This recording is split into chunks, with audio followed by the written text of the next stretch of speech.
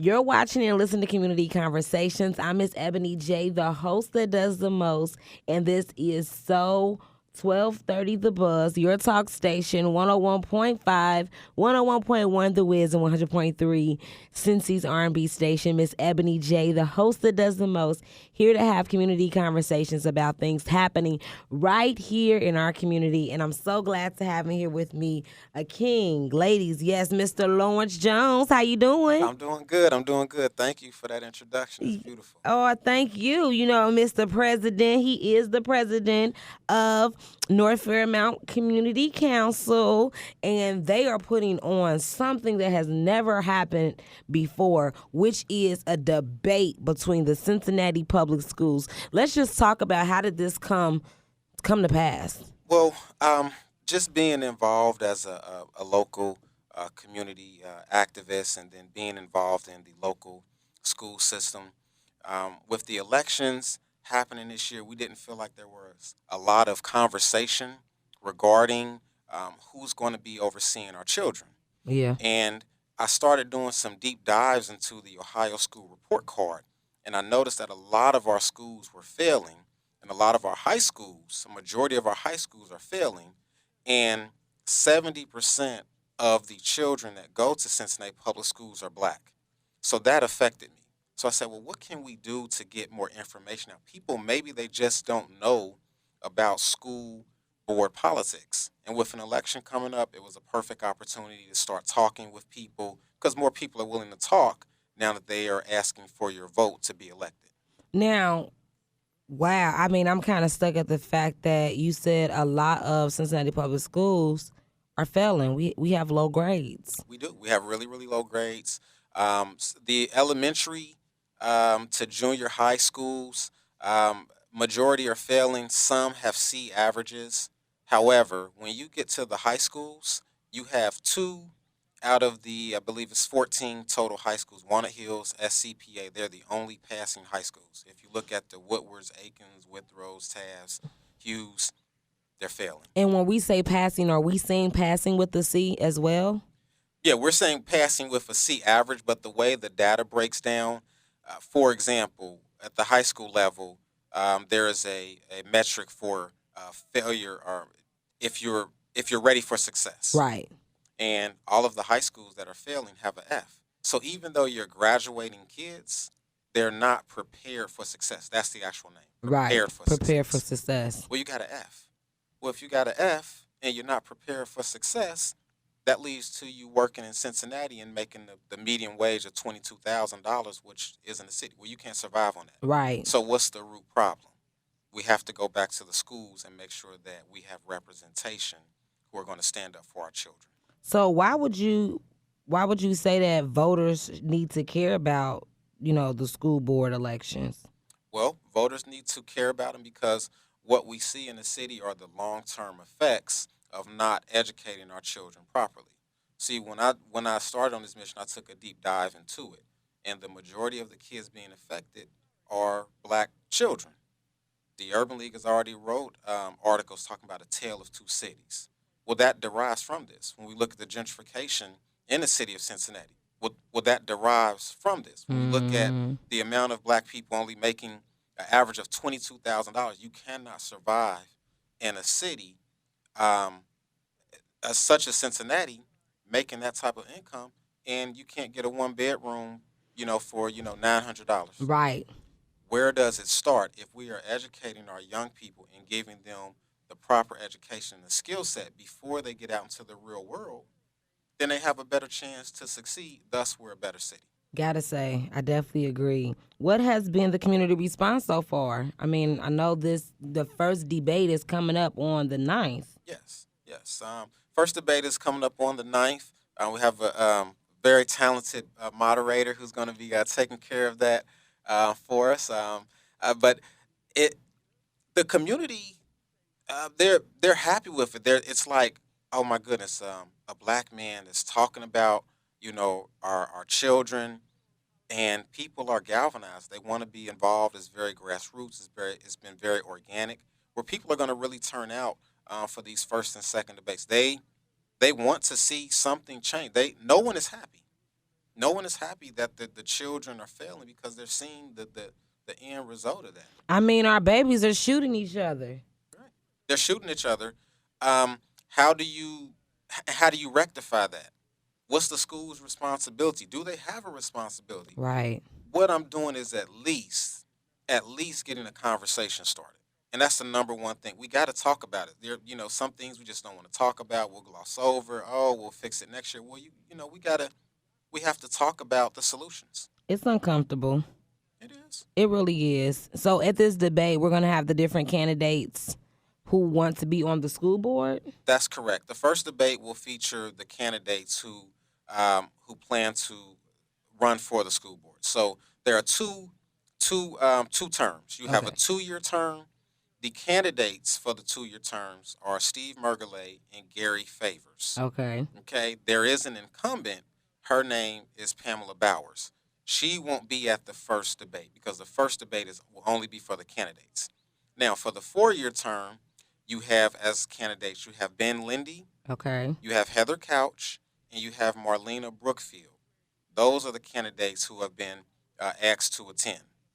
Um, the incumbents who are currently on the school board, you have Carolyn Jones, who's the president, you have Eve Bolton, you have Ozzie Davis, Mm-hmm. and they are the current slate of the school board. Okay. So this first debate will just kind of feature the candidates, let them state their positions, talk about answer questions from the community. They want to know, what are you going to do for our vote? And right now, I don't think that anybody has asked any of these politicians, maybe in a very, very long time, and demanding something for the vote. And that's what this is all about. We want to hear about their thoughts on everything. I mean, bully prevention, mental health, what's going on with our kids, how can our kids be safe, what do they expect for the parents? I mean, pretty much a lot of different things. And you're saying people from the community can show up to this debate and ask questions. Absolutely. Come to Gabriel's Place. That's where the debate will happen at. It's a great organization because they feed people every Tuesday and Thursday, just in general. Oh, wow. Yeah, this is a part of their mission. So what we're doing is right in line with the mission, Mm-hmm. of the event location. But people, yeah, we're going to have postcards, the index cards, should I say? You'll be able to write down your question, and we're going to ask the candidates and try to get through as many questions as possible because this is it's very important. We have a school board levy. Um, the city is asking for to renew the levy. It's a $65 million levy. We typically renew levies every 5 years. They're now saying, hey, well, we want a 10-year levy. Well, you want $65 million, but the schools are failing, and Right. they were failing 5 years ago. Mm-hmm. So we got to ask some really really tough questions. If you want this money, what's the return on our investment? Yeah, what are we going to do with it? Yeah, I mean, what are you? I mean, I don't want to see, young people who are graduating at 18 now, and 10 years later, they're 28, and they saying, "Well, man, I'm just trying to get this $10 hour job." Something went wrong, Yeah. and I think that the schools have a responsibility. They're funded by taxpayers to to to know what went wrong, and then sometimes you just got to step up as a citizen and say, "Hey, how can we fix it?" I just want to be a part of the solution. I really hear your passion. I can tell you're passionate about it. What would you say is like the three biggest issues in our Cincinnati public schools? Because I know there's so many questions that people have and that they want to come and talk about, but what do you think the three big things are? Well, I think for me in this, and I've interviewed a lot of, or talked to a lot of candidates myself, and incumbents. What I've gathered is that the students are not being trained with a skill. So, for example, we can go back to home ec. They took home economics out of the schools. Well, the children are being programmed with different opportunities and programs, but they're leaving without a skill. So, to that point, 55% of high school graduates, CPS graduates, will within 2 years go to college. The other 45% are not. Now, out of that whole 100% of graduates, only 1.6% are being taught a skill before they leave high school. Right. So if you got at least a base of 45% who aren't going to college, why aren't you all teaching them a skill? That's a problem. And we have ways to teach Mm-hmm. the young people skills, right? So problem number one. Um, Problem number two for me, I don't see enough representation with black male teachers. I mean, we have to think about the visual. Mm-hmm. Um, if 70% of the people being taught are black, but the people teaching them don't look like them, they're just inherently going to be some differences. There are going to be some cultural clashes. Correct. There are going to be some cultural competency sort of situations um, with hair. I mean, as a sister, I'm sure we see those types of things come up. So that's a problem. We need more representation where the kids can say, "Hey, well, this person looks like me." Maybe they're able to identify Right. with things I'm going through before I even get to school. Yeah.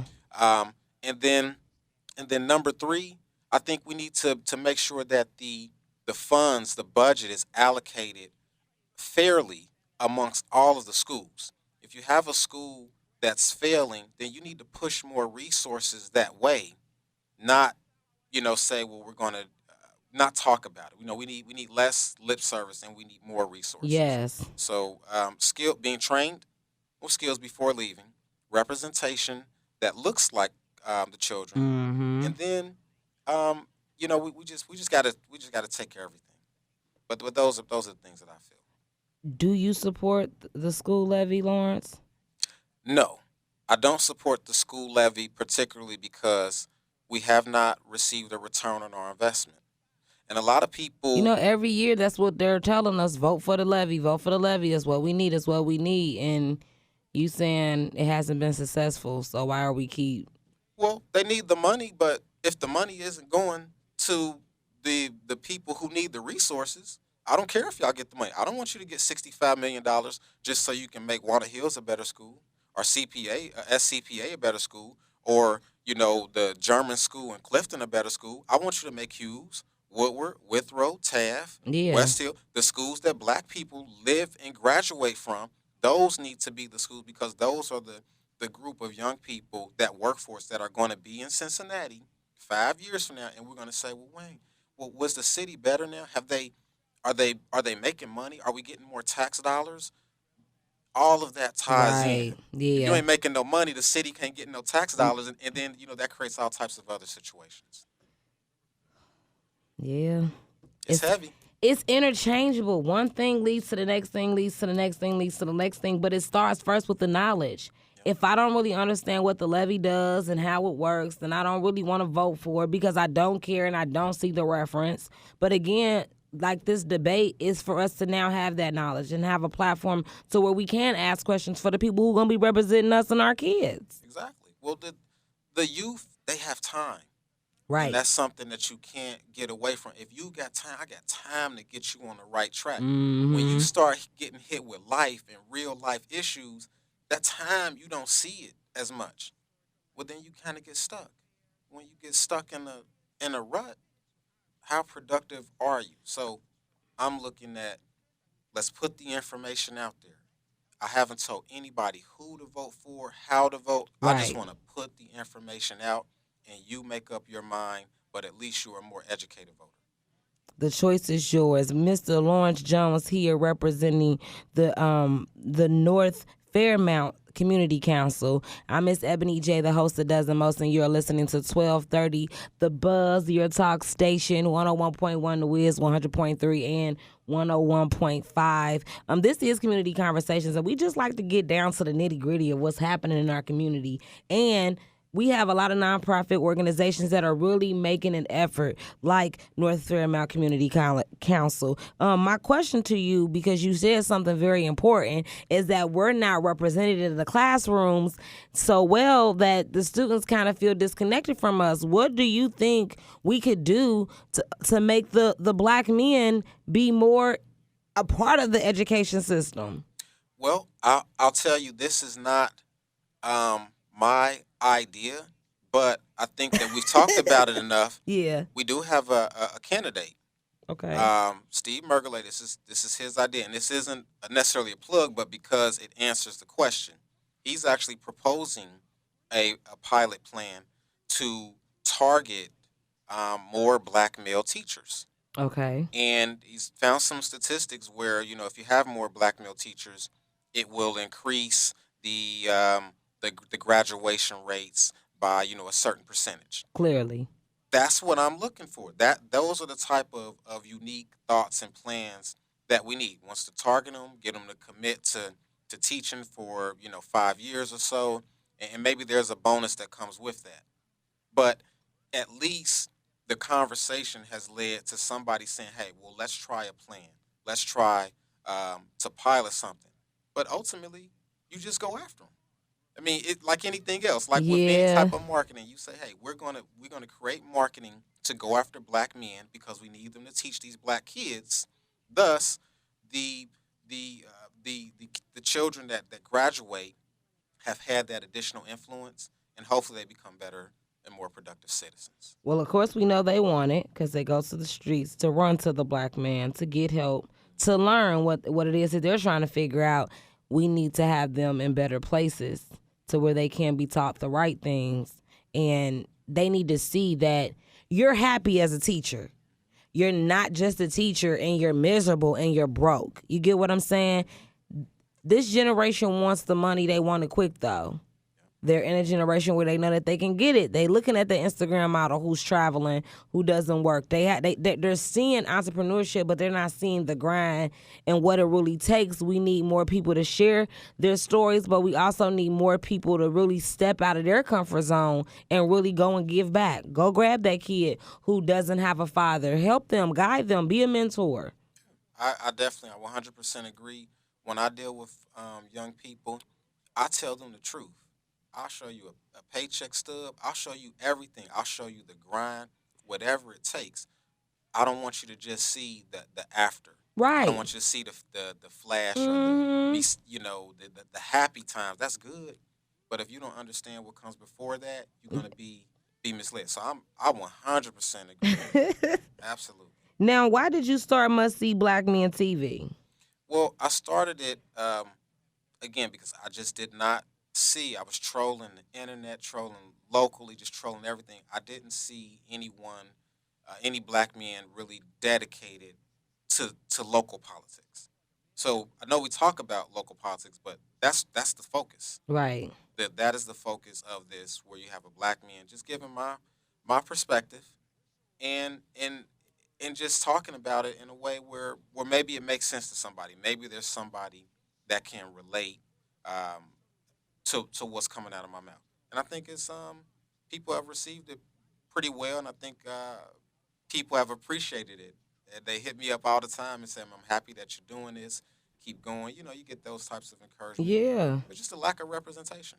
So, can the school board debate swing the election? Do you truly believe this? I do.